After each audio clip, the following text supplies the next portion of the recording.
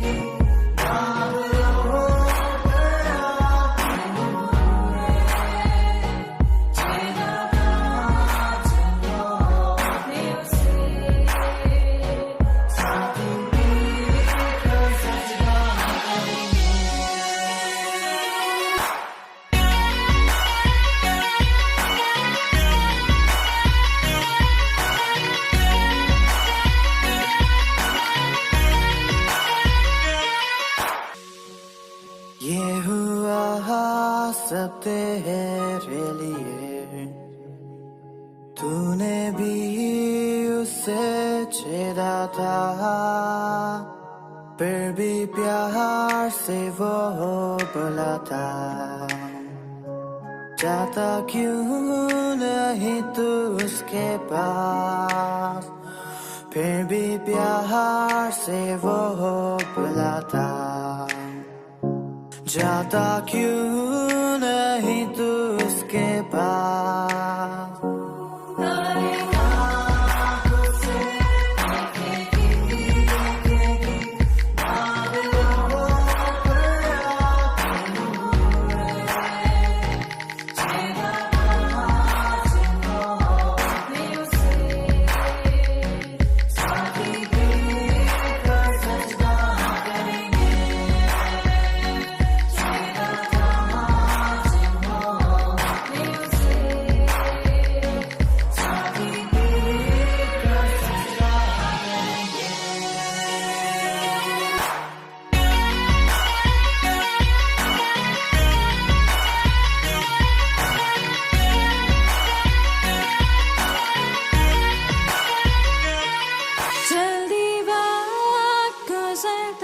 जाता है रात अंधेरी आती है, तौबा कर दरवाजा होगा बंद, कुछ ना होगा वे पछताने से।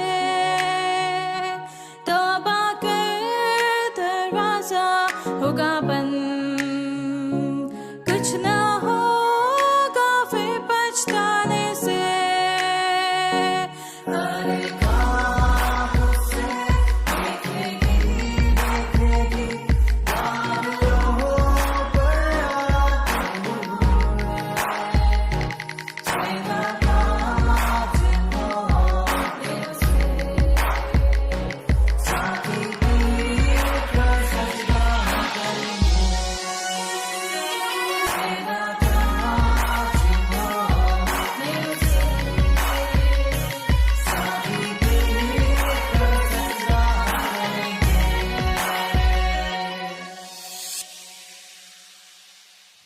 प्रियो, हम परमेश्वर को धन्यवाद देंगे कि जब हमने 11वां अध्याय समाप्त किया, आज मंगलवार का दिन है और प्रभु का धन्यवाद देते हैं। ये नया सप्ताह शुरू हो चुका है और परमेश्वर हमें आशीष पर आशीष देना चाहता है ताकि हम उसकी आशीष को प्राप्त कर सकें। यहाँ लिखा है 11वें अध्याय के 19 पद में बहुत स्पष्ट लिखा है, तब परमेश्वर का जो मंदिर स्वर्ग में है वह खोला गया। हम इस पृथ्वी की बात नहीं करते, इस पृथ्वी पर राज्य करने की बात है। कई लोग विरोध करते हैं, ये बढ़ते जा रहे हैं, बढ़ते जा रहे हैं। नहीं प्रियो, हम स्वर्ग की बात करते हैं। स्वर्ग का मंदिर खोला गया और मंदिर में उसकी वाचा का संदूक दिखाई दिया और बिजलियां और शब्द और गर्जन और भूकंप हुआ और बड़े ओले पड़े। यहां पर हमने 11वें अध्याय को समाप्त किया था। ये भयंकर स्थिति थी, लेकिन आज एक और चीज हम देख रहे हैं। 7 वर्ष के महाक्लेश के अंतिम 3.5 वर्ष में, अंतिम जो 3.5 वर्ष हैं, 7 साल के महाक्लेश को भी 2 हिस्सों में बांटा गया है और दुनिया के इतिहास पर यह अंतिम हिस्सा है। यहां सब चीजें चरम सीमा पर हैं, सारी बातें चरम सीमा पर हैं। और यहां पर वो इस बात को कहता है, यहां आने के बाद यदि हम पीछे मुड़कर देखें तो ऐसा दिखता है कि कैसे योजनाबद्ध तरीके से ये सारी बातें पूरी होती जा रही हैं।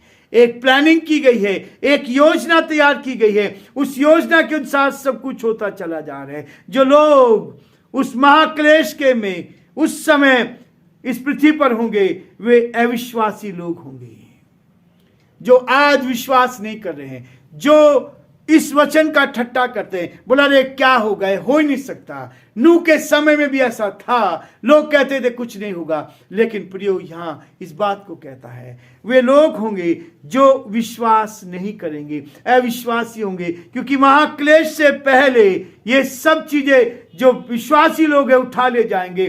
12, 13 और 14 अध्याय में हम इन तीनों बातों को देखते हैं। एक दूसरे के साथ जुड़ी बातें, सारी ये सब बातें एक दूसरे के साथ जुड़ी है प्रियो।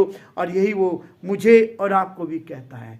2 गवाहों के मारे जाने के बाद, जब 2 गवाह मारे गए और वे जीवित हो गए, उसके बाद का ये समय इस बात को दर्शाता है प्रियो।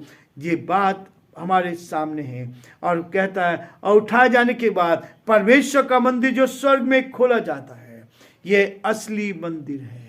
स्वर्ग में ही आराधना होती है। उसके बाद पृथ्वी पर जो लोग उसकी आराधना आत्मा सच्चाई से करते हैं। मिस्र से निकलने के बाद मूसा और इस्राएली लोग रेगिस्तान के में प्रांत भटकते चले गए और वो भटक रहे थे।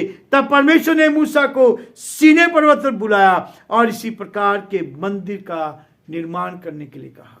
स्वर्ग में जो मंदिर था, उसी मंदिर की रचना दी गई। वही मंदिर उसने टेंट में बनाया था।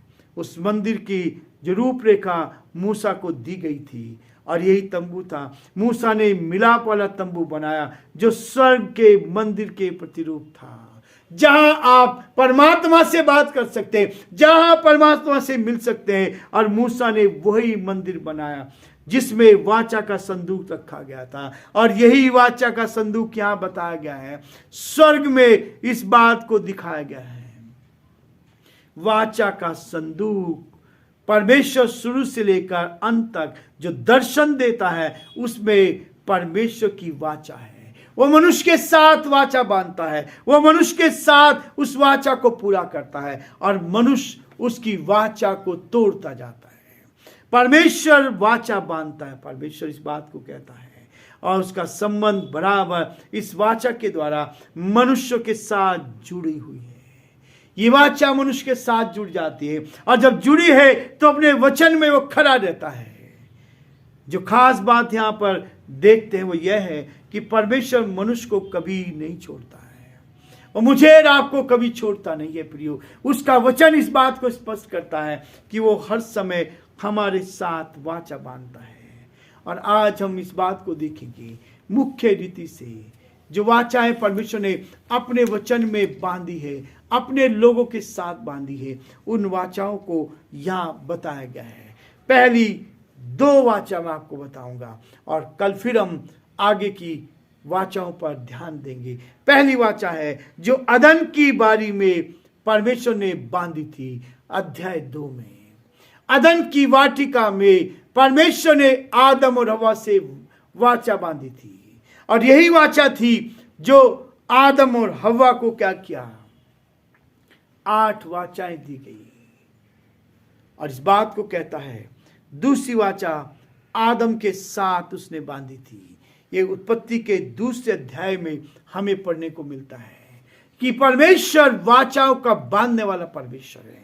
जब परमेश्वर हमसे वाचा बांधता है, वो परमेश्वर मुझसे आपसे वाचा बांधता है और वो वाचा क्या होती है, वो पूरी तरह से हमारे जीवन में पूरी होती है।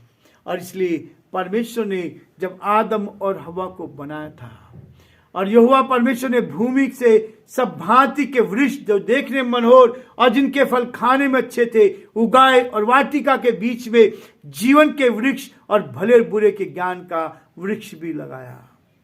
और तब परमेश्वर की वाचा को हम देखते हैं कि परमेश्वर ने आदम और हवा के साथ ये वाचा बांधी थी और यहोवा परमेश्वर ने आदम को आज्ञा दी, तू वाटिका के सब वृक्षों का फल बिना कट के खा सकता है, पर भले और बुरे के ज्ञान का फल तू ना खाना।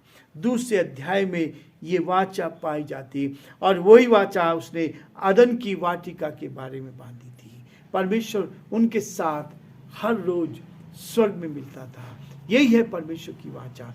प्रियो, परमेश्वर मुझे और आपको वाचा देकर आगे बढ़ाता है ताकि हम उसके साथ बढ़ते चले जाएं। लेकिन जो प्रकाशित वाक्य में हमने देखा है, इस बात को स्पष्ट करता जा रहा है कि एक एक चीजें जो क्रमबद्ध तरीके से, योजनाबद्ध तरीके से पूरी होती चली जा रही हैं। परमेश्वर इस बात को कहता है। पहले पद में लिखा, फिर स्वर्ग में एक बड़ा चिन्ह दिखाई दिया, एक बड़ा चिन्ह दिखाई दिया, अर्थात एक स्त्री जो सूर्य ओढ़े हुई थी। संसारिक दृष्टि से, संसारिक बातों में यह असंभव प्रतीत होता है, जो कभी मनुष्य सोच भी नहीं सकता, लेकिन केवल वही सोच सकता है जिसका रिश्ता परमेश्वर के साथ है। वो सब कुछ कर सकता है। हमें मालूम है कि आने वाले समय में ये होगा और आज इसको दृढ़ता के साथ हम कहते हैं, विश्वास के साथ कहते हैं कि आने वाले समय में होगा। और फिर स्वर्ग में एक बड़ा चिन्ह दिखाई दिया, अर्थात एक स्त्री जो सूर्य उड़े हुए थी और चांद उसके पांव तले था और उसके सिर पर 12 तारों का मुकुट था। ये देखा गया और ये होगा, ये होगा प्रियो।